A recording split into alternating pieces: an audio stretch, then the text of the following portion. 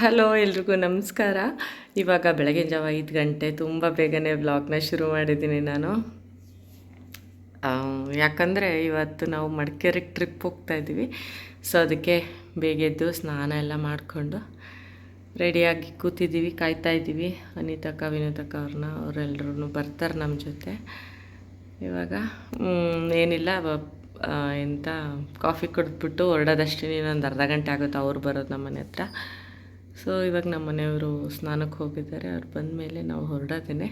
First ಇವಾಗ coffee ಮಾಡ್ಕೊಂಡು ಕುಡಿಬೇಕು. ಬೇಗಿದ್ದರೆ ಕಾಫಿ ಮಾಡ್ಕೊಂಡು ಕುಡಿಬೇಕಲ್ವ, ಅದಕ್ಕೆ ನಾನು ರೆಡಿಯಾಗಿ ಬಂದೆ ಕೆಳಗಡೆಗೆ. ನಿಮ್ಮ ರೆಡಿ ಆಗಿಲ್ಲ. ನಿರ್ಗಿದು ಹೊಸ ಹೇರ್ ಸ್ಟೈಲ್ನ ತೋರಿಸ್ತೀನಿ ನಾನು ನಿಮಗೆ. ಕೂದಲು ಹೇರ್ ಕಟ್ ಮಾಡಿಸಿದ್ದೀನಿ ನೆನ್ನೆ. ಅವಳೇ ಇಷ್ಟಪಟ್ಟು ಮಾಡಿಸ್ಕೊಂಡಿದ್ದಾಳೆ, ಅದನ್ನು ನಾನು ತೋರಿಸ್ತೀನಿ. ಸರಿ, ಇವಾಗ ಕಾಫಿ ಕುಡಿಯೋಣ ಬನ್ನಿ. ಕಾಫಿ ಕುಡ್ದು ಹೊರಡೋಣ. ನಿರ್ಗಿ ಹೇರ್ ಸ್ಟೈಲ್ ತೋರಿಸ್ತೀನಿ.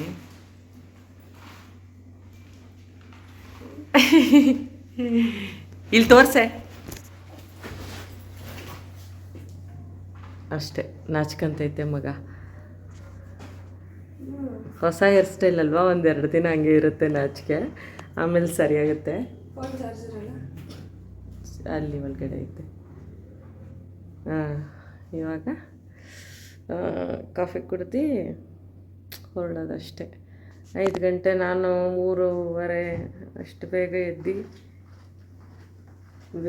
ಲೇಟ್ ಆಗಿಬಿಡುತ್ತೆ ಅಂತ ಹೇಳಿ ಹಿಂಗೆ ಓದಾಡಿ ಫೋನ್ ನೋಡ್ಕೊಂಡು 4 ಗಂಟೆಗೆ ಸ್ನಾನಕ್ಕೆ ಹೋಗಿ ಚೂಚೂರು ಎಣ್ಣೆ ಬಿಡು.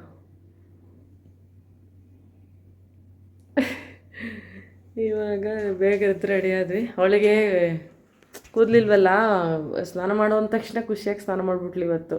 ಇಲ್ಲಾಂದರೆ ಸ್ನಾನ ಮಾಡಿಸ್ಬೇಕಂದ್ರೆ ತಲೆ ಸ್ನಾನ ಎದ್ದೆ ಬೆಳಗ್ಗೆ ಹಿಂಸೆ ಕೊಡಬೇಕಿತ್ತು. ಪೂಜೆ ಮಾಡಲಿ ಅವಳು. ಆ ಬಟ್ಟೆನೆಲ್ಲ ಎತ್ತಿಕ್ಕವ, ಚೂರೇ ಬಿಡು ಸಾಕೇನೆ. ಅಲ್ಲ, ಸುಮ್ಮನೆ ನಾವು ಇರಲ್ಲ ಏನಿಲ್ಲ ಯಾಕೆ ಅಂತ. ಆಯಿತು, ಬತ್ತಿ ಸ್ವಲ್ಪ ಕಡಿಮೆ ಮಾಡು, ತುಂಬ ಹೊತ್ತಿ ಬೇಡ ಅಂತ ಅಷ್ಟೆ. ಅದು ಬಟ್ಟೆ ಅದು ಮಡ್ಚಿಟ್ಬಿಡು.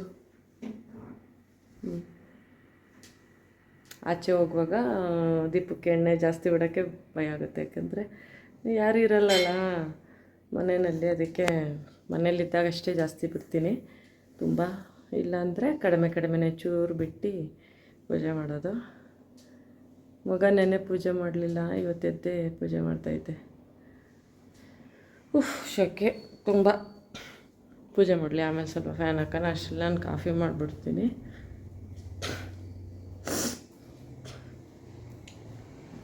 ವಿಂಡೋ ಎಲ್ಲ ಹಾಕೊಂಬಂದ ಚಿನ್ನು? ವಿಂಡೋಸ್ ಎಲ್ಲ ಹಾಕೊಂಬಂದ? ನಮ್ಮ ರೂಮ್ದೇನು ಬೇಡ. ನಂದು ಕಾಫಿ ಕುಡ್ದಾಗಿತ್ತು. ನಿರೀಕ್ಷಾ ಇವಾಗ ಕುಡಿತಿದ್ದಾಳೆ. ಯಾವಾಗಲೂ ಅವಳಿಗೆ ಕಾಫಿ ಏನು ಕೊಡೋದಿಲ್ಲ, ಅವಳು ಏನು ಬೇಕಂತ ಅನ್ನಲ್ಲ. ಈ ರೀತಿ ಬೆಳಗ್ಗೆ ಟೈಮ್ ಬೇಗ ಎದ್ದಾಗ ಅಥವಾ ಅವಳಿಗೇನಾದರೂ ಶೀತ ಆದಾಗ, ಥಂಡಿ ವಾತಾವರಣ ಇದ್ದಾಗ ಅಷ್ಟೇ ಅವಳು ಕುಡಿಯೋದು. ಮತ್ತು ಇವಾಗ ನಮ್ಮ ಮನೆಯವರು ಕೂಡ ರೆಡಿ ಆಗಿಬಿಟ್ಟು ಬಂದರು. ಇವಾಗೆಲ್ಲರೂ ಲಾಕ್ ಮಾಡ್ಕೊಂಡು ಹೊರಡೋಣ ಅಂತ ಬಂದ್ವಿ. ಗಾಡಿ ಎಲ್ಲ ಆಚೆ ಇತ್ತಲ್ವ, 2 ವೀಲರ್ಸ್ ನಮ್ಮದು, ಅದನ್ನೆಲ್ಲ ಅವಳೇ ಒಳಗಡೆ ನಿಲ್ಲಿಸ್ತಾ ಇದ್ಲು. ಹಾಗೆಯೇ ನಾವು ಇವಾಗ ಹೊರಟ್ವಿ. ನಾವು ಮನೆ ಬಿಟ್ಟಾಗ ಅರೌಂಡ್ 5:15, 5:30 ಅಷ್ಟು.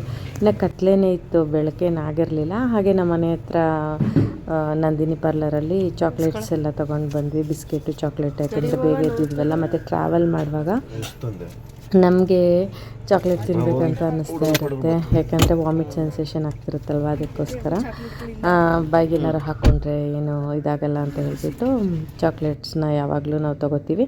ಹಾಗೆಯೇ ನಾವು ಒಂದು ಸ್ವಲ್ಪ ದೂರ ಹೋಗಿ ಸುಮ್ಮನಳ್ಳಿ ಬ್ರಿಡ್ಜ್ ಅನಿಸುತ್ತೆ, ಇಲ್ಲಿ ಅನಿತಕ್ಕ ವಿನೋದಕ್ಕ ಅವ್ರಿಗೆ ವೆಯ್ಟ್ ಮಾಡ್ತಾಯಿದ್ವಿ. ಯಾಕಂದರೆ ಎಲ್ಲರೂ ಒಟ್ಟಿಗೆ ಹೋಗೋಣ ಅಂತ ಹೇಳಿಬಿಟ್ಟು ಅವರು ಮನೆ ಬಿಟ್ಟು ಬರೋ ಅಷ್ಟರೊಳಗೆ ಸ್ವಲ್ಪ ಲೇಟ್ ಆಯಿತು.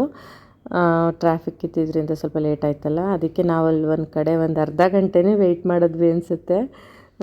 ತುಂಬ ಹೊತ್ತು ವೆಯ್ಟ್ ಮಾಡಿದ್ವಿ. ಹಿಂಗೆ ಬೆಳಕೆ ಆಗೋದು, ನಾವು ಕತ್ಲೇಲಿ ಹೊರಟಿದ್ದು, ಈಗ ಬೆಳಕಾಗೋಗಿದೆ.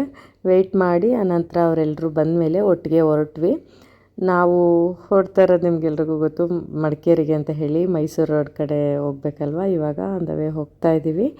ಮೈಸೂರು ರೋಡಲ್ಲಿ ಫಸ್ಟೆಲ್ಲ ಓಡಾಡೋದಕ್ಕೆ ಸ್ವಲ್ಪ ಬೇಜಾರಾಗ್ತಿತ್ತು. ಸಿಂಗಲ್ ರೋಡ್ ಇದ್ದಾಗ ಎಷ್ಟು ಟ್ರಾವೆಲ್ ಮಾಡಿದ್ರೂ ಸಿಗ್ತಾನೆ ಇಲ್ಲ ಮೈಸೂರು, ಆ ಥರ ಫೀಲ್ ಆಗ್ತಿತ್ತು. ಇವಾಗ ಏನಿಲ್ಲ, ಆರಾಮ್ಸೆ ಹೋಗ್ಬಿಡ್ಬೋದು. ಇನ್ನು ಇತ್ತೀಚೆಗೆ ನಮ್ಮ ಬೆಂಗಳೂರು ಮಂಗಳೂರು ರೋಡೇನೆ ಸ್ವಲ್ಪ ಬೋರ್ ಅನಿಸುತ್ತೆ. ಎಲ್ಲ ರೋಡೆಲ್ಲ ಕಿತ್ತಾಗದು ಎಲ್ಲ ಗಲೀಜು ಮಾಡಿಬಿಟ್ಟಿದ್ದಾರೆ. ಎಲ್ಲಿ ಮಧುರ್ ಟಿಫಾನಿ ತಿಂಡಿಗೆ ಬಂದಿದ್ದೀವಿ.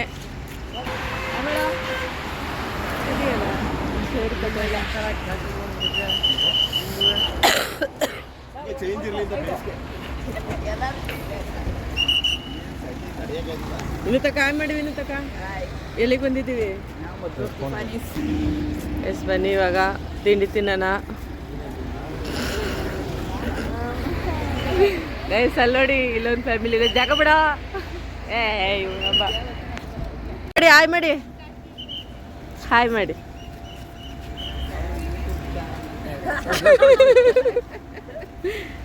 ಇವರ ಪ್ರಭಾವ ನಾವು ಮಧು ಟಿಫಾನಿಸಿಗೆ ಬಂದಿದ್ದಾರೆ. ನನ್ನ ಗಂಡ ಏನೋ ಇಡ್ಲಿ ವಡೆ ಕೊಡಿಸ್ತೀನಿ.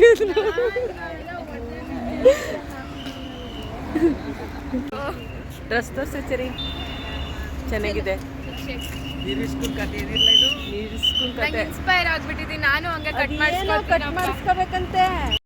ಇವಾಗ ನಾವು ಹೋಟೆಲಿಗೆ ಬಂದ್ವಲ್ಲ ತಿಂಡಿ ತಿನ್ನೋದಕ್ಕೆ. ಎಲ್ಲರೂ ಒಂದೊಂದು ಫುಡ್ನ ಆರ್ಡ್ರ್ ಮಾಡ್ಕೊಂಡಿದ್ರು. ನಮ್ಮ ಮನೆಯವ್ರು ಜಾಸ್ತಿ ಎಲ್ಲೋದ್ರೂ ಇನ್ನು ಕೋಂಬು ಅಂತ ಕೊಡ್ತಾರೆ ನೋಡಿ, ಎಲ್ಲ ತಿಂಡಿನೂ ಸ್ವಲ್ಪ ಆ ಥರದನ್ನು ಜಾಸ್ತಿ ಆರ್ಡ್ರ್ ಮಾಡ್ಕೊತಾರೆ. ಮತ್ತು ದೋಸೆ, ಮಸಾಲೆ ದೋಸೆ ಈ ಥರ ಎಲ್ಲ ಆರ್ಡ್ರ್ ಮಾಡ್ಕೊಂಡಿದ್ವಿ. ಪಾಪ ಚೆರಿಗೆ ಏನಾಯ್ತು ಅಂತಂದರೆ ಅವಳು ಪೂರಿ ಆರ್ಡ್ರ್ ಮಾಡ್ಕೊಂಡಿದ್ಲು ಆಯಿತಾ. ನಮ್ಮದೆಲ್ಲ ತಿಂಡಿ ಬಂದು ನಾವು ತಿಂದು ಕಾಫಿ ಕುಡಿಯುವಾಗೂ ಅವಳಿಗೆ ಪೂರಿ ತಂದೆ ಕೊಡಲಿಲ್ಲ. ಅವರಪ್ಪನೂ ಪೂರಿ ಆರ್ಡ್ರ್ ಮಾಡಿದರು, ಆದರೆ ಅವರಪ್ಪಂಗೆ ಬೇಗ ಕೊಟ್ಟರು, ಇವಳಿಗೆ ಕೊಡಲಿಲ್ಲ. ಆಮೇಲೆ ಅವರಪ್ಪನೇ ಶೇರ್ ಮಾಡಿದ್ರು ಅವಳಿಗೆ. ಎಲ್ಲ ಆದಮೇಲೆ ಲಾಸ್ಟಲ್ಲಿ ತಂದು ಕೊಟ್ಟರು. ಅವಳಿಗೆ ತಿನ್ನೋ ಮೂಡೇ ಇರಲಿಲ್ಲ, ಯಾಕಂದರೆ ಎಲ್ಲ ಆಯ್ತಲ್ವ, ಹೊಟ್ಟೆ ಹಸಿವು ಮತ್ತು ತಿನ್ನಬೇಕು ಅನ್ನಿಸ್ದಾಗಲೇ ತಿಂದ್ಬಿಡ್ಬೇಕು. ಆಮೇಲೆ ಸ್ವಲ್ಪ ಹೊತ್ತು ಬೇಜಾರಾದರೆ ಊಟನೂ ಅಷ್ಟೇ ತಿನ್ನಬೇಕು ಅಂತ ಮನಸ್ಸಾಗಲ್ಲ. ಇವಾಗ ನಾವು ತಿಂಡಿ ತಿಂದ್ಕೊಂಡು ಸ್ವಲ್ಪ ಫೋಟೋ ಎಲ್ಲ ತಕ್ಕೊಂಡು ಹೊರಟ್ವಿ. ಇವಾಗ ಹರ್ಷು ಮತ್ತು ಶ್ರೇಯಾ ಇಬ್ಬರು ನಮ್ಮ ಕಾರ್ಗೆ ಬಂದರು. ನನ್ನ ಮಗಳು ಚೆರಿ ಜೊತೆ ಅವ್ರ ಕಾರ್ಗೆ ಹೋದಳು. ಆ ಶ್ರೇಯಾ ಯಾರಂತ ಅಂದರೆ ಅನಿತಕ್ಕ ಅವರು ಫ್ರೆಂಡ್ ಫ್ಯಾಮಿಲಿ ಅವರು. ಆ ಫ್ಯಾಮಿಲಿ ಅನಿತಕ್ಕ ಅವ್ರ ಕಾರಲ್ಲಿದೆ. ಅವ್ರ ಮಗಳು ನಮ್ಮ ಕಾರ್ಗೆ ಶಿಫ್ಟ್ ಆದರು. ಇವಾಗ ನಾವು ಸ್ವಲ್ಪ ತುಂಬ ದೂರ ಟ್ರಾವೆಲ್ ಮಾಡಿದ್ವಿ. ಮೈಸೂರು ಬಿಟ್ಟು ಮುಂದೆ ಆನ್ ದ ವೇ ಮಡಿಕೇರಿನಲ್ಲಿ ಒಂದು ಟೀ ಬ್ರೇಕ್ ಅಂತ ನಿಲ್ಲಿಸಿದ್ವಿ. ಒಂದು 10-11 ಗಂಟೆ ಟೈಮಲ್ಲಿ ಅನ್ಕೋತೀನಿ. ಆ ಟೈಮಲ್ಲಿ ಒಂದು ಕಡೆ ನಿಲ್ಲಿಸಿ ಎಲ್ಲ ಸ್ವಲ್ಪ ಟೀ ಎಳ್ನೀರೆಲ್ಲ ಕುಡಿದ್ವಿ. ಮತ್ತು ನಮ್ಮ ಜರ್ನಿನ ಸ್ಟಾರ್ಟ್ ಮಾಡಿದ್ವಿ. ಆ ಟೀ ಬ್ರೇಕಲ್ಲಿ ಇವನು ನಮ್ಮ ಜೊತೆಗೆ ಬಂದ, ಶ್ರೇಯನ್ ತಮ್ಮ, ಇವನು ವಿಹಾನ್ ಅಂತ ಹೇಳಿ. ಇವನು ನಮ್ಮ ಜೊತೆಗೆ ಬಂದ.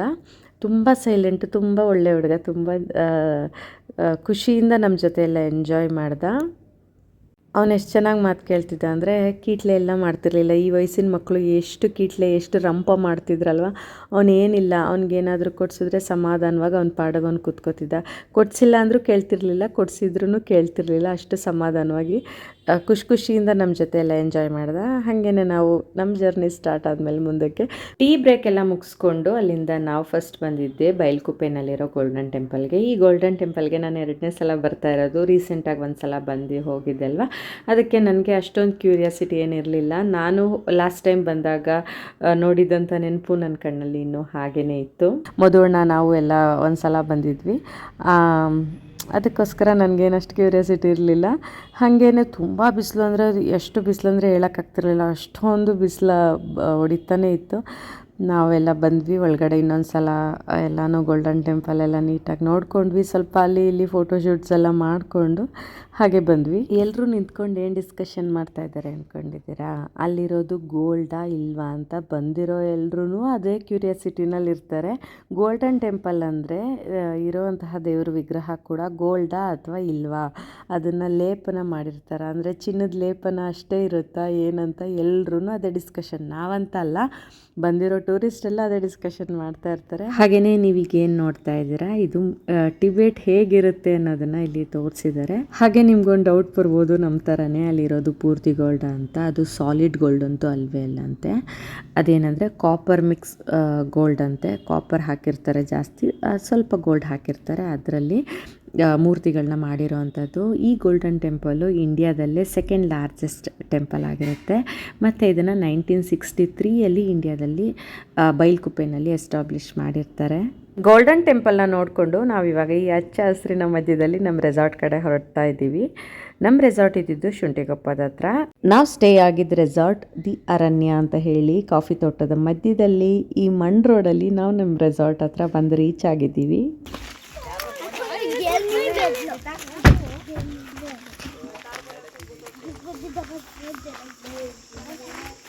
ಬನ್ನಿ ಬನ್ನಿ, ಹೊಟ್ಟೆ ಹಸಿತೈತೆ, ಹೊಟ್ಟೆ ಹಸಿತೈತೆ.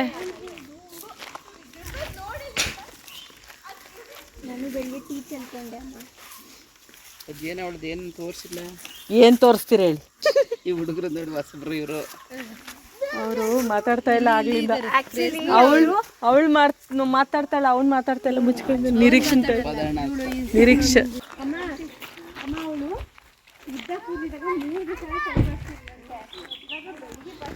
ಹಾಂ, ಇವಾಗ ಬಂದ್ರಾ? ಇವಾಗ ಬಂದ್ವಿ. ಹೊಟ್ಟೆ ಹಸಿತಿದ್ಯಾ? ತುಂಬಾ. ಆಕ್ಚುಲಿ ನೀವು ಎಲ್ಲಿಗೆ ಹೋಗ್ತಾ ಇದ್ದೀರಾ? ಗೈಸ್ ಒಂದು ವಿಷಯ ಹೇಳ್ತೀನಿ. ಹೇಳಿ. ನಿರೀಕ್ಷಾ ಅವರು ಉದ್ದ ಕೂದಲಿದ್ದಾಗ 3 ದಿನ ಆದ್ರೂ 3 ದಿವಸ ಆದ್ರೂ ತಲೆ ಬಾಚ್ತಾ ಇರ್ಲಿಲ್ಲ. ಈಗ ಇರೋದಿಷ್ಟು ಬಾಯ್ಲಿ ಸೆಕೆಂಡ್ಗೂ ಆಯ್ತಾ? ಮಾತಿಗೆ ಮುಂಚೆ ನಂಗೆ ಬಾಚಣ್ಗ ಕೊಡಿ. ಅವಳು ಹೇಳ್ತಾವಳೆ ಹೋಟ್ಲಲ್ಲಿ, ಅಮ್ಮ ಬೆಳಗ್ಗೆ ಕೂದಲು ಬಾಚಿರೋದು ಬಾಚನ್ಗೆ ತರಬೇಕಿತ್ತು ಇಷ್ಟು ಉದ್ದ ಇದೆ, ಅದು ಮೇಂಟೈನ್ ಮಾಡಕ್ಕಾಗಲ್ಲ. ಯಾವಾಗ ಹೋಗಿದ್ರಿ?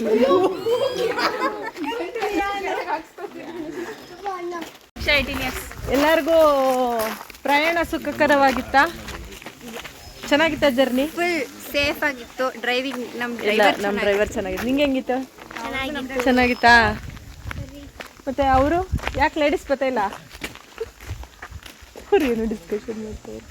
ಬಿಸಿಲು ಗೈಸ್, ನೆರಳಿಗೆ ಬನ್ರಿ. ಇವಾಗ ಗೈಸ್ ನಾವು ರೆಸಾರ್ಟಿಗೆ ಬಂದಿದ್ದೀವಿ. ಅರಣ್ಯ, ಯಾವುದೇ ಅದು? ಅರಣ್ಯ. ದ ಅರಣ್ಯ ರೆಸಾರ್ಟ್ ಅಂತ. ಎಲ್ಲಿರೋದು ಇದು? ಮಡಿಕೇರಿ. ಇವಾಗ ಬಂದಿದ್ದೀವಿ. ಫಸ್ಟ್ ಊಟ ಮಾಡಬೇಕು, ಹೊಟ್ಟೆ ಹಸಿತಿದೆ. ಬೆಳಗ್ಗೆ ತಿಂದಿರೋದು ನಾವು 7:30-8 ಗಂಟೆಲಿ ತಿಂದಿರೋದು ಆಯಿತಾ. ಇವಾಗ ಫಸ್ಟು ಊಟ ಮಾಡ್ಬೇಕು. ನಾನೊಂದು ವ್ಯೂ ತೋರಿಸ್ತೀನಿ ನೋಡಿ ನಿಮಗೆ. ಚೆನ್ನಾಗಿದೆ ಅಲ್ಲೇ.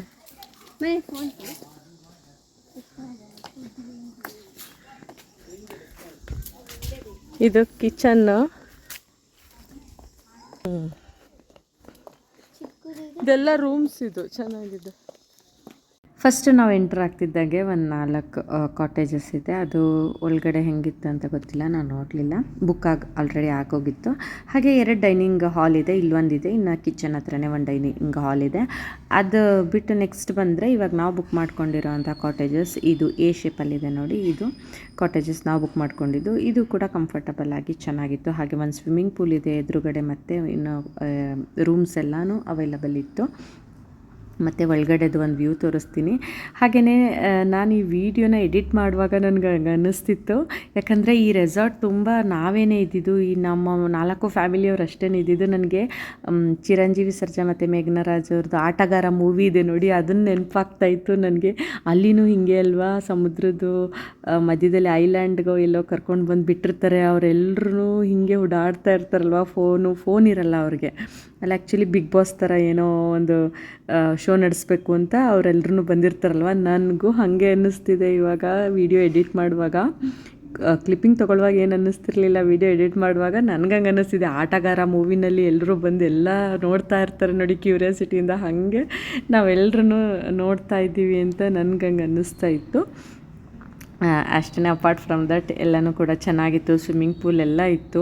ಮತ್ತು ಎಲ್ಲರೂ ಬರ್ತಿದ್ದಂಗೆ ಕೆಲವರು ಊಟ ಮಾಡಿದ್ರು, ಇನ್ನು ಕೆಲವರು ಹಾಗೆ ಪೂಲ್ಗೆ ಬಿದ್ದು ಓದಾಡ್ತಾಯಿದ್ರು. ತೋರಿಸ್ತೀನಿ ಅದನ್ನು ಕೂಡ. ಹಾಗೆ ಇಲ್ಲೊಂದು ಹಲಸಿನ ಮರ ಕೂಡ ಇತ್ತು. ಎಷ್ಟೊಂದು ಹಲಸಿನ ಕಾಯಿ ಹಣ್ಣಿಲ್ಲ ಇಲ್ಲಿ, ಕಾಯಿ ಮಾತ್ರ ಅಲ್ಲೇ ಇದೆ ನೋಡಿ.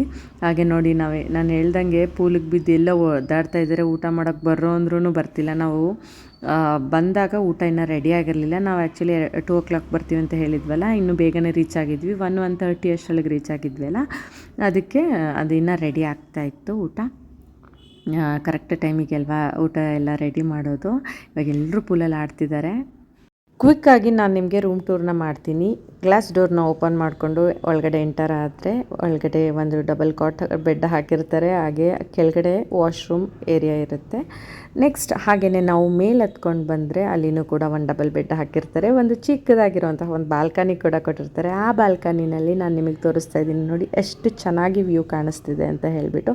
ಇದಕ್ಕಿಂತ ಬೆಳಗ್ಗೆ ಇನ್ನೂ ತುಂಬ ಚೆನ್ನಾಗಿ ಕಾಣಿಸ್ತಿತ್ತು, ಅದನ್ನು ಕೂಡ ನಾನು ನೆಕ್ಸ್ಟ್ ವೀಡಿಯೋದಲ್ಲಿ ಆ್ಯಡ್ ಮಾಡ್ತೀನಿ. ಈಗ ರೂಮ್ ಟೂರ್ ಆಯ್ತಲ್ವಾ, ನೆಕ್ಸ್ಟ್ ಇವಾಗ ಊಟ ಮಾಡೋದಕ್ಕೆ ಹೋಗ್ತಾ ಇದ್ದೀವಿ ನಾವು. ಈ ವಿಡಿಯೋನ ನಾನು ಇಲ್ಲಿಗೆ ಮುಗಿಸ್ತಾ ಇದ್ದೀನಿ ಗೈಸ್, ಯಾಕಂದರೆ ವಿಡಿಯೋ ತುಂಬ ಲೆಂತಿ ಆಯಿತು. ತುಂಬ ಲೆಂತಿ ಆದರೆ ನಿಮಗೂ ಕೂಡ ನೋಡೋದಕ್ಕೆ ಬೋರ್ ಅನಿಸುತ್ತಲ್ವ, ಅದಕ್ಕೆ ಇಲ್ಲಿಗೆ ಕಟ್ ಮಾಡಿ ನಾನು ನೆಕ್ಸ್ಟ್ ವ್ಲಾಗಲ್ಲಿ ನೆಕ್ಸ್ಟ್ ವೀಡಿಯೋಸ್ ಎಲ್ಲ ಅಪ್ಲೋಡ್ ಮಾಡ್ತೀನಿ. ಈ ವಿಡಿಯೋ ಹೇಗಿತ್ತಂತ ನನಗೆ ಕಮೆಂಟ್ ಮಾಡಿ ತಿಳಿಸಿ. ಊಟ ಆದಮೇಲೆ ಏನೆಲ್ಲ ಆಯ್ತು ಅಂತ ಹೇಳಿ ನಾನು ನಿಮಗೆ ನೆಕ್ಸ್ಟ್ ವ್ಲಾಗಲ್ಲಿ ಅಪ್ಲೋಡ್ ಮಾಡ್ತೀನಿ. ಹಾಗೆ ಇವತ್ತಿನ ವ್ಲಾಗ್ನ ಇಲ್ಲಿಗೆ ಮುಗಿಸ್ತಾ ಇದ್ದೀನಿ. ನಾನು ನಿಮಗೆ ನೆಕ್ಸ್ಟ್ ಇನ್ನೊಂದು ಹೊಸ ವ್ಲಾಗ್ ಜೊತೆಗೆ ಸಿಗ್ತೀನಿ. ನೀವೆಲ್ಲರೂ ನನ್ನ ವ್ಲಾಗ್ನ ಕೊನೆವರೆಗೂ ನೋಡೋದಕ್ಕೆ ನಿಮಗೆಲ್ಲ ಬಿಗ್ ಥ್ಯಾಂಕ್ಸ್ ಅಂತ ಹೇಳ್ತಾ, ಕೀಪ್ ವಾಚಿಂಗ್ ನನ್ನ ವ್ಲಾಗ್ಸ್ನ. ಹೀಗೆ ಕಂಟಿನ್ಯೂ ಆಗಿ ನನ್ನ ವ್ಲಾಗ್ಸ್ನ ನೋಡ್ತಾ ಇರಿ. ನಿಮಗೆಲ್ರಿಗೂ ನೆಕ್ಸ್ಟ್ ವ್ಲಾಗಲ್ಲಿ ಸಿಗ್ತೀನಿ. ಟೇಕ್ ಕೇರ್, ಬಾಯ್.